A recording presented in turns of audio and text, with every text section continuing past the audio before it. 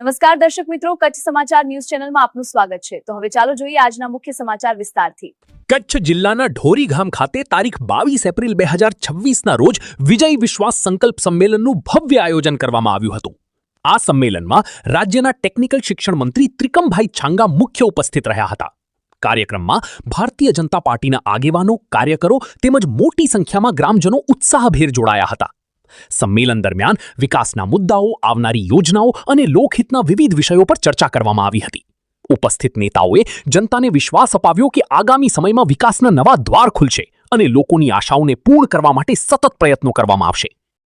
Seat અને તાલુકા પંચાયત ઢોરી સીટનું આજે ગુજરાત રાજ્યના લોકલાડીલા રાજ્યમંત્રી શ્રી ત્રિકમભાઈ છાંગા પધાર્યા હતા અને આજે પ્રચાર પ્રસાર અર્થે આ વિસ્તારના તમામ આગેવાનો, કાર્યકરો અને મતદારો ખૂબ મોટી સંખ્યામાં ઢોરી ગામે ઉપસ્થિત રહી અને સભાને રાજ્યમંત્રીશ્રીએ સંબોધન કર્યું અને આ વિસ્તારને લગતા જે અમારા રાજ્ય કક્ષાના મંત્રી, શિક્ષણ મંત્રી શ્રી ત્રિકમભાઈ છાંગા સાહેબ છે, જેમણે પહેલા અગાઉ પણ ઘણા બધા કામો જે એમની કોઠાસૂઝથી કે આ વિસ્તારને ભૂમિયા છે એટલે એમણે પોતાના દ્રષ્ટિથી જે કામો લેવાના હતા એ લઈ લીધા છે ને આ ગામને ઢોરી સુમરાસરને લાગે ત્યાં સુધી રુદ્રમાતા ડેમ ભાજપ સરકાર દ્વારા અને સરકારશ્રી દ્વારા જે ભરાશે એનું અત્યારે મંત્રીશ્રીએ એમ કીધું કે ભાઈ આ જ્યારે ડેમ ઓગણશે ત્યારે આ વિસ્તારને જે જરૂરત છે, જેની ભૂખ છે પાણીની,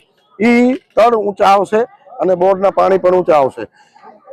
વાત કરું કે આ વિસ્તારમાં આ ઢોરી ગામને જે સૌ પ્રથમ આ વિસ્તારની અંદર વાડી વિસ્તારમાં રહેતા લોકો છે, રહેણાંક એની વાડીમાં રહે છે, તેમને રોડ રસ્તાની તમામ સુવિધાઓ પૂરી છે। આ વિસ્તારને ઢોરી ગામમાં CHC, શાળાઓ, જે બધી તમામ સુવિધાઓ જેને કંઈ પૂર્ણ થઈ છે, પણ વિકાસની ભૂખ ક્યારે ભાંગતી નથી। એટલે અગાઉ જે કાંઈ આવનાર દિવસોમાં જે કાંઈ ખૂટતી કડીઓ હશે એ પૂરી કરવામાં આવશે।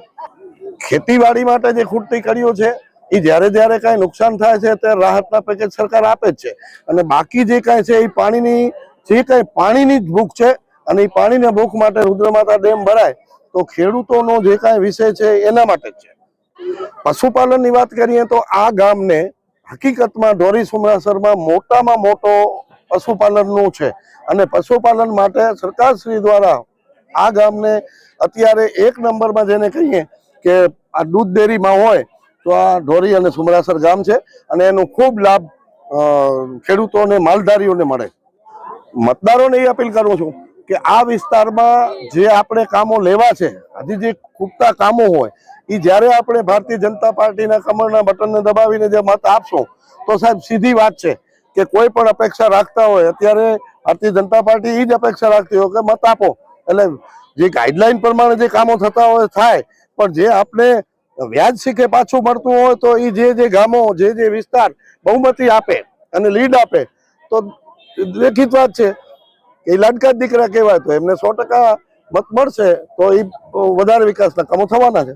નમસ્કાર દર્શક મિત્રો, આ હતા આજના મુખ્ય સમાચાર। તાજા સમાચાર સાથે ફરી મળશું। જોતા રહો કચ્છ સમાચાર।